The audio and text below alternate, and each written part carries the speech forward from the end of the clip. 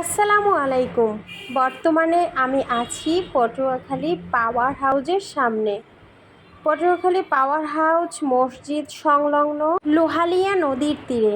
এখানে এসেছি একটা বিশেষ কাজে, আর সেটা হচ্ছে মাছ কিনতে। ওই যে দেখতে পাচ্ছেন একজন নৌকায় বসে বসে পানি ভিতরে ঢুকে গেছে, ওগুলো ফেলে দিচ্ছে। ওনার কাছ থেকে কিন্তু মাছ কিনবো।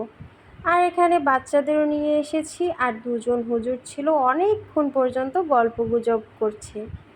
আমার যারা চেনা পরিচিত পটুয়াখালীতে যারা এই ভিডিওটা দেখছেন তারা অবশ্যই চিনতে পারছেন জায়গাটা কোথায়।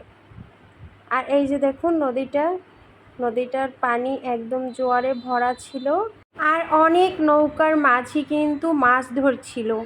অনেক দূরে দূরে ছোট ছোট নৌকা দেখা যাচ্ছিল, তারাও কিন্তু মাছ ধরছিল। আর এই মাছগুলো তারা ধরছিল বড়শি দিয়ে। এরকম নদীতে বড়শি দিয়ে মাছ ধরা আমি কখনো দেখিনি সরাসরি, আজকেই প্রথম দেখলাম।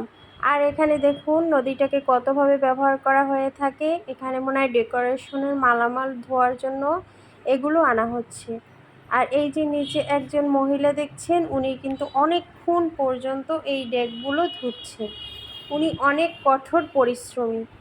এই যে আমাদের শুভাকাঙ্ক্ষী মাছ নিয়ে হয়তো আমাদের দিকে আসছে ভাবছিলাম, কিন্তু সে অন্যদিকে চলে গেল।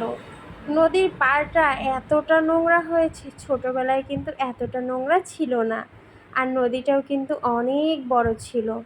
অতটা সাঁতার জানি না, তবে চেষ্টা করি মাঝে মাঝে সাঁতার কাটার। আর এই যে দেখুন কত মাছ, অনেক মাছ ধরেছে। শুধু বিকেলটুকুতেই যদি এতটা মাছ হয়, তাহলে ভাবতে পারেন যে কত মাছ আছে আমাদের পটুয়াখালীতে। পটুয়াখালীর লোহালিয়া নদীর মাছ, এটা খেতে যে কী পরিমাণ স্বাদ সে আর কি বলবো। মাছগুলো দেখে কি লোভ লাগছে, তাই না? আসলেই যদি লেগে থাকে, তাহলে ধারে কাছে যদি কেউ থেকে থাকেন, তাহলে এখানে এসে এভাবে মাছ কিনে নিয়ে যেতে পারেন। এ মাছ কিন্তু দারুণ স্বাদের হয়। আর মাছগুলো এতটা পরিমাণ তাজা ছিল, যে এতটা ফ্রেশ ছিল যে আপনি সরাসরি নদী থেকে উঠিয়ে মাছ বাড়িতে নিয়ে যাচ্ছেন। এটা কি ভাবা যায় এখনও, বলেন? সরাসরি আমরা তো এখনও ভেবে থাকি চিংড়ি মাছের ভিতর জেলি দিয়ে বিক্রি করা হয়, কিন্তু এখানে কিন্তু তার ব্যতিক্রম। এই যে দেখুন দেখুন কতটা লাফাচ্ছে চিংড়ি মাছটা। চিংড়ি মাছ তো সবার পছন্দ। এরকম যদি চিংড়ি মাছ তাজা তাজা ফ্রেশ খেতে চান, তাহলে কিন্তু অবশ্যই এখানে আসতে পারেন।